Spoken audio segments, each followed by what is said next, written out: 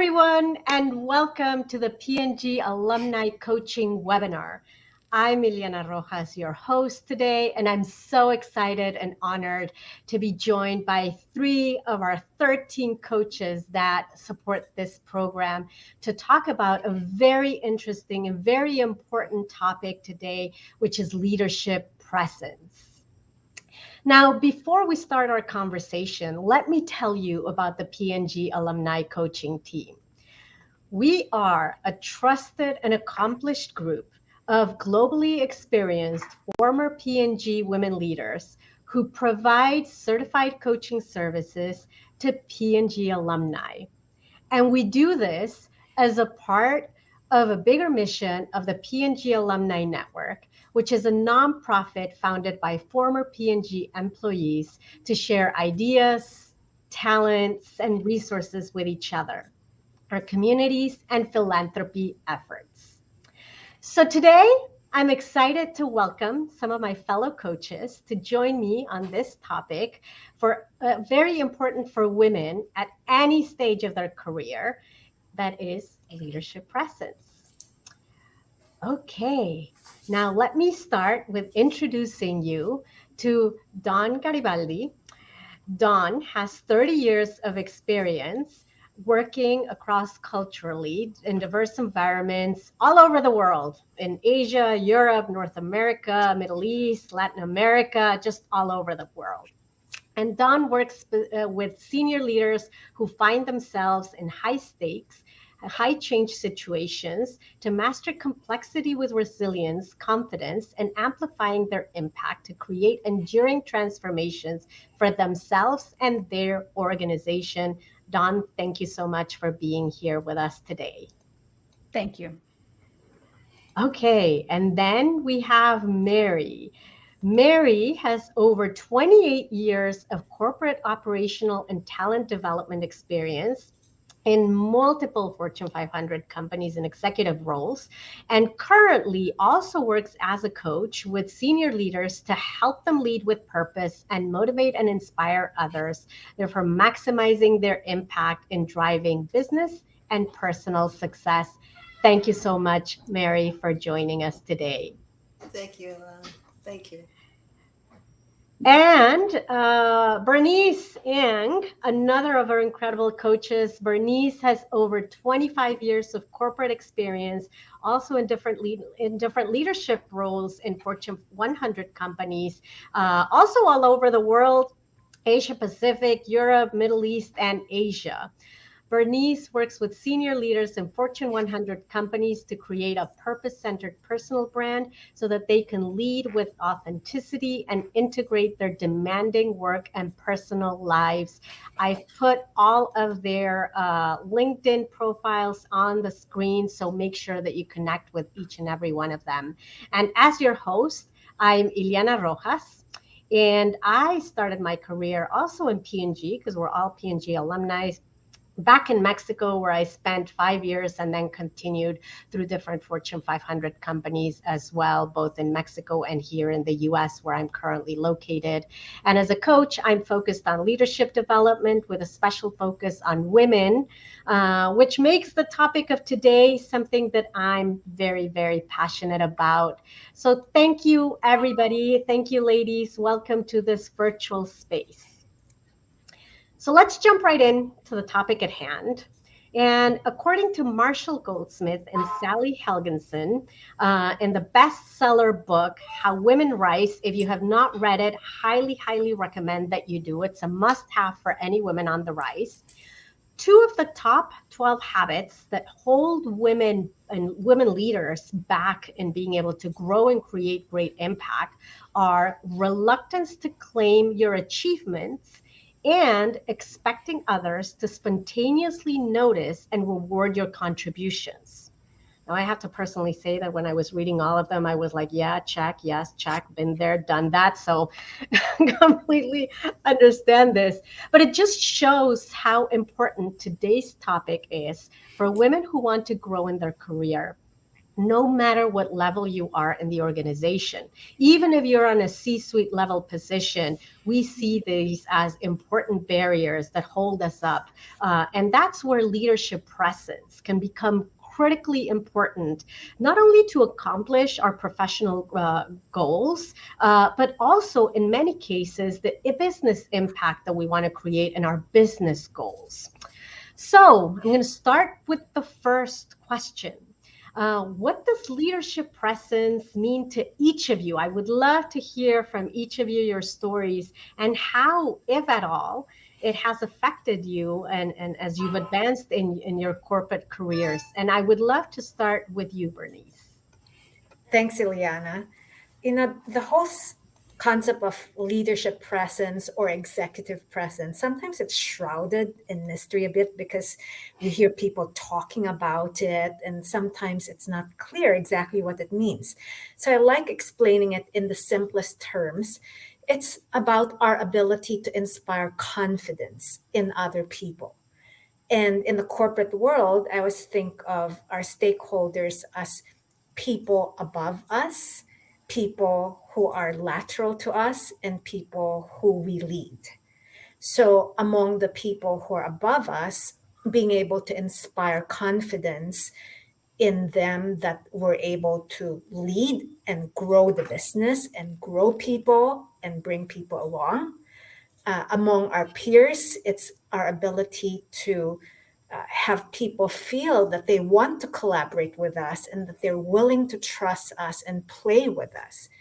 And then with the people that we lead, it's being able to inspire in them the desire to charge up the hill together with us so that we're all winning together. Thank you. Thank you so much for sharing those very powerful points. How about you, Mary? For me, leadership presence is really about the ability to engage, to connect, and influence others. It's tapping into one's talents, their expertise, their competencies, and their experience to create an authentic expression of their best self so that they can be viewed by others that to add value and bring value added insights and contributions that advance the collective good to the business and organization. It's really about being perceived to add value so people want to work with you. Thank you. Thank you for that. How about you, Don? I have a little bit of a different twist. I am only 5 feet tall, and so this was something I needed to really learn early in my career. And in particular, when I was in Germany, and I think the smallest other person on my team was clearly over 6 feet. So for me, when I think of leadership presence, I really focus, it's almost this unconscious signaling. And the first person you signal to is yourself. And it's also to others. And you want to be signaling as someone who is confident, a person of integrity, grace and calm under pressure, able to project a vision in a way that is tailored to your audience at the time, and a huge dose of emotional intelligence. So there needs to be credibility, there's capability, and then there needs to be this very strong belief in self. Because if you can unconsciously signal that you have something important to say and you believe other people have something important to say, that's going to get picked up almost at a equal vibration level. And then all those benefits that Bernice and Mary have shared will start to come. Thank you. Thank you so much for sharing. And I'm also 5 feet. I'm actually not even 5 feet. I'm 4'11". So completely understand. Have been there, done that. Mm-hmm. And also as a Latina living in the US, I can also share that there are additional hurdles from a cultural perspective. Yep. In the case of, I'm not going to speak for all Latinas, but I can definitely speak from my experience, right? We're taught to stay in the back, to just like hunker down, do your work, and your work will speak for you. There's this constant saying that we keep saying, right? Like, calladita te ves más bonita, which means like, if you're quiet, you just look nice and everything will work out. But that actually works against us. So trying to overcome those in addition, those cultural beliefs and that cultural baggage definitely doesn't help us in trying to develop our leadership presence, which I didn't know existed until like 5 years ago. Anyways, so in all of your experience and all of you collectively have just like decades and decades and decades of experience. Like, how does leadership presence help women, especially, to be able to influence, to stand out, and to create impact? And I would love to start by hearing you, Mary. Sure. I think leadership presence is critical. People who have leadership presence tend to have a well developed sense of purpose, and that is an internal vision of what they want to achieve and why they do what they do for the organization. This sense of purpose compels them into action despite their personal fears, to go beyond the status quo and achieve what is possible. And by connecting with others to this larger purpose, they motivate and inspire others to join and take action toward the goals and the value added opportunities that exist. And because leadership presence is rooted in authenticity, they're seen as trustworthy, and others are willing to collaborate with them and willing to follow them. Key stakeholders seek them out and value their candid, solution oriented input. Net their self action, their ability to motivate others to action, others seeking them out and wanting to join with them towards shared goals, allows them to contribute to a very high level and get a lot of things done, not only in their work, but working through others. That maximizes their impact, their influence, and their ability to stand out. And as a result, when they talk, others want to listen. So I think it's hugely important. I love that. I love that. How about you, Don? I love. There's not much I could add, but I will. Uh, I really think the biggest benefit here is about being able to very quickly and concisely demonstrate that you have powerful communication skills, that you are savvy to the business and the organization. And what immediately comes is the benefits that Mary shared, and in particularly influencing people where you have no authority. So if you're an expert in your role and if you're very well prepared, but you communicate in long contextual stories, few people are going to want to listen. But if you can communicate in a way that gets that integrity and business savvy and really clear to a point, people are going to lean in and want to listen. And so one of the biggest benefits is the ability to influence in a way that people at all levels, as Bernice said, come back to you again and again. You become a sought after resource in big transformational decisions. Thank you, Don. Thank you. How about you, Bernice? I can't agree more with what Mary and Dawn said. It's truly about being sought out, and it's being seen as somebody who is the go to person, right? We always think about in our careers and in our lives, it's really important to gain access to opportunities. And oftentimes we don't see or know what the breadth of opportunities are that are available. But when we come across as somebody that people have confidence in, then they actually advocate for us, right? And in a room where it happens and we're not in it, when an opportunity comes up and we're the top of mind for people who are willing to advocate for us, we get to play very exciting games and we get to participate in opportunities that are often not available to most people. So it's truly becoming top of mind, seen, and trusted and believed in by people who are willing to put you out there and give you a chance to make a difference. Thank you. And to complement what everybody has said, because I think there's so many powerful, things that you've all mentioned. I think it's also important to notice that with a strong leadership presence, like everybody has said, like that authenticity, that sense of purpose, like those values come through. And then from my perspective, I think then those preconceived perceptions that people might have of who you are then are sort of put to the side, right? Certain biases that we know that are out there and that everybody has. I think those are also addressed in specifically for Latinas and for a lot of women that English is not their first language and that struggle, for example, from an accent perspective.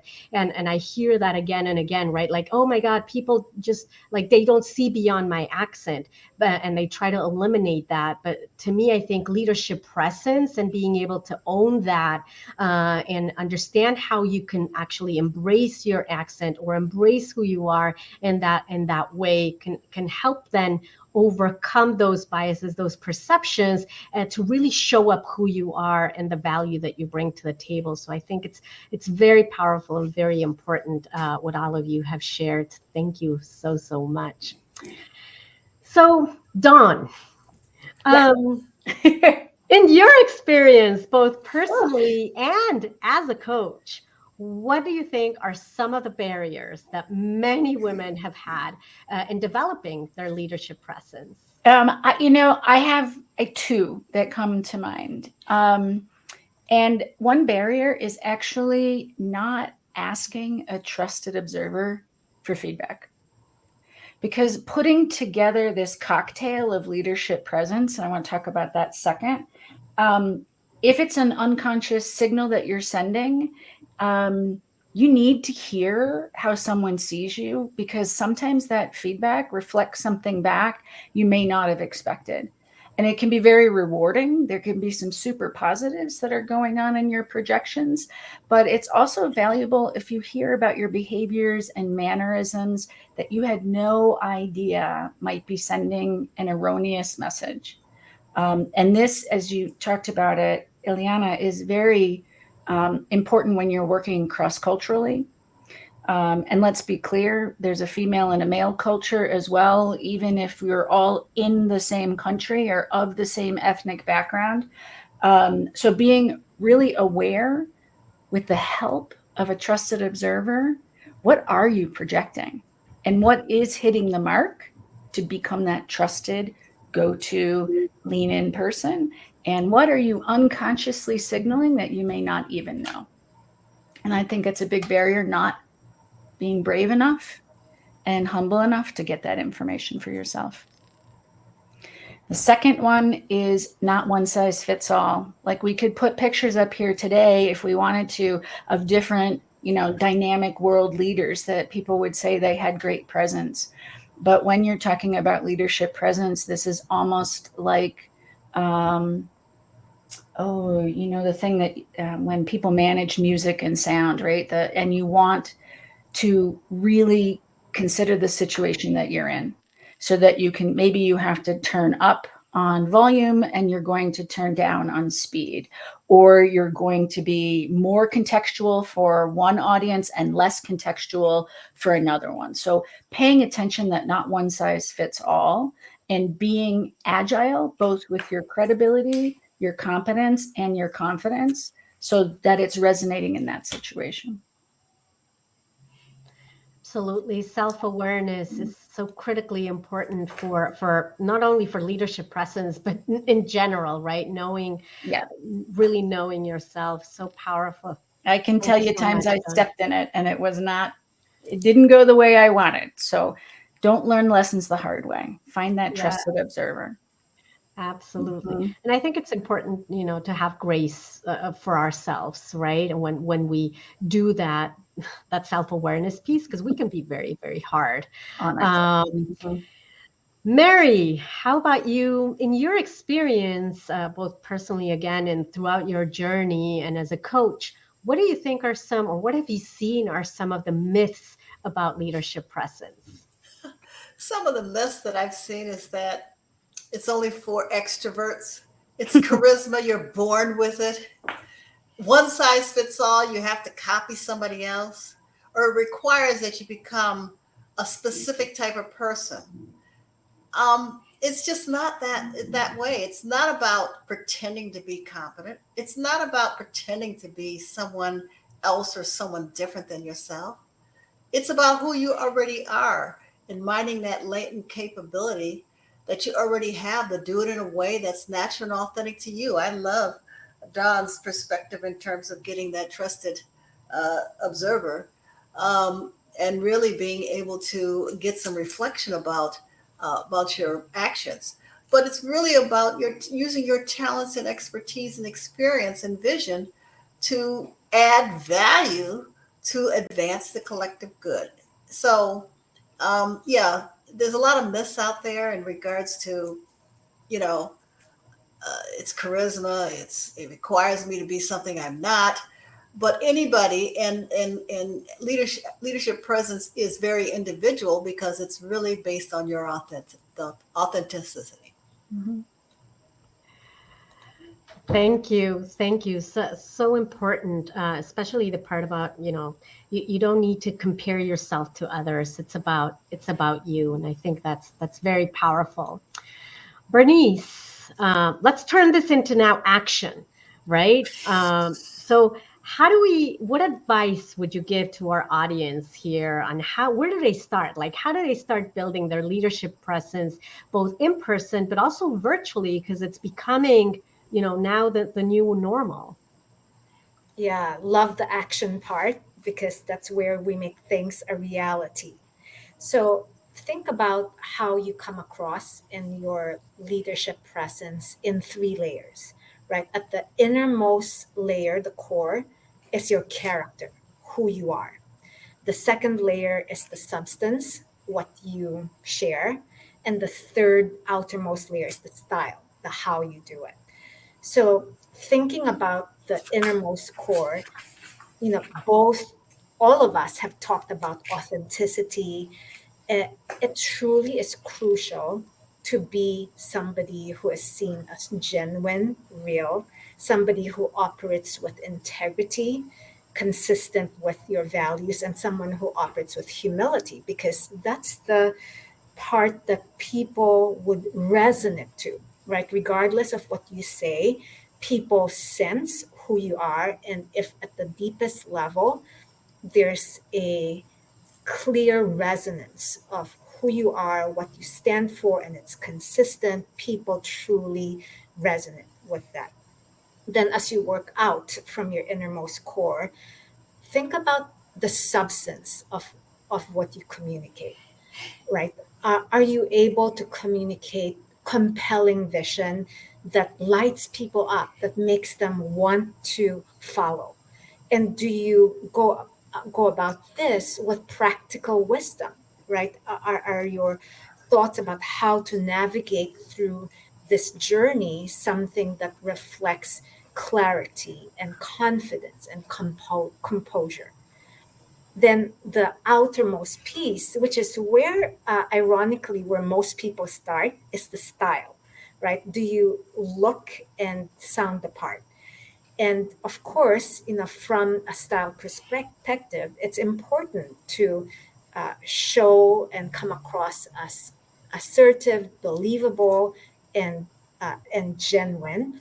But if you only focus on that outermost part and not attend to the character and the substance, it will not be sustainable. So that's my biggest uh, recommendation. Really think about how you come across in three layers: the character, substance, and style.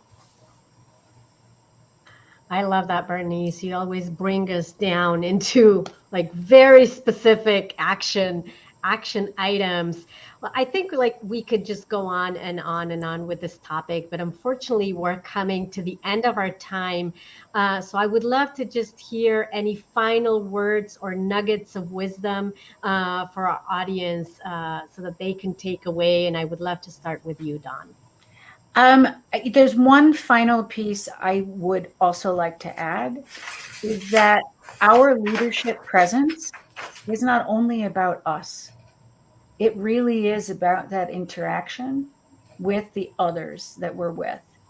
And so I would want to emphasize great listening skills, humility, a belief that everybody has an idea to contribute, and one style point, which is eye contact.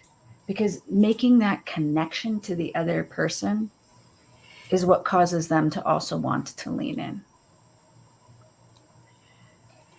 So powerful. Thank you. How about you, Bernice? I totally agree with what Dawn says. In addition, it is so important for us to gain awareness of how other people experience us, right? So it's not being so wrapped up with ourselves, but really put yourself in the shoes of other people. Have the willingness and the openness to ask for feedback because it's hard for us to see ourselves Mhm. through other people's eyes. So have that curiosity, have that willingness to hear. Sometimes the most difficult things that are said to us are the ones that help us grow. So really be willing to listen, be willing to learn, be willing to grow and take action on areas that will allow us to expand ourselves. Thank you, Bernice. How about you, Mary? I think that I totally agree with what Don and Bernice were saying, and just to build on that, it's not just about you. It's really about how other people experience you because it's presence. So it's not your self reflection. It's how other people perceive you and their willingness to want to work with you. It's about being other centric. So, my advice is to place a priority on connecting with other people, building those relationship skills, building those communication skills, um, understanding others' needs so that you can be a solution provider because that's how you're going to add value to other people and to the organization. So invest the time and energy to build your skills so that you can do that. Thank you. Thank you so much. And I want to add one more as well, if you allow me. I think it's allowing yourself the permission to ask for help, right? And in a lot of cases, we think, or there's this perceived that there's this perception that we need to build it all ourselves. We need to Mhm. know, we need to have the answers. And it's very hard. It's very easy for us to be able to help others and see others. Um, in that mirror light, but not ourselves. It's so hard. So allow yourselves to ask for help, to reach out to others, and ask them like, help me build my leadership presence. What does it mean? How does that look like? How do I sound? Because that's going to help you so much as well. Thank you so much, all of you, Bernice, Dawn, Mary, for joining me in this powerful conversation that I hope has left our audience with great tips, advice, self awareness that can help them build a strong leadership presence. Feel free also to reach out to us if you have any questions on this and many other relevant topics, and sign up for your free consultation at coaching pgalums.com. That's where you will find all the information about this incredible program. This is Ileana Rojas, your host today for the P&G Alumni Coaching webinar. Thank you for listening, and I hope you have a wonderful rest of the day wherever in the world you are. Thank you, everybody. Thank you.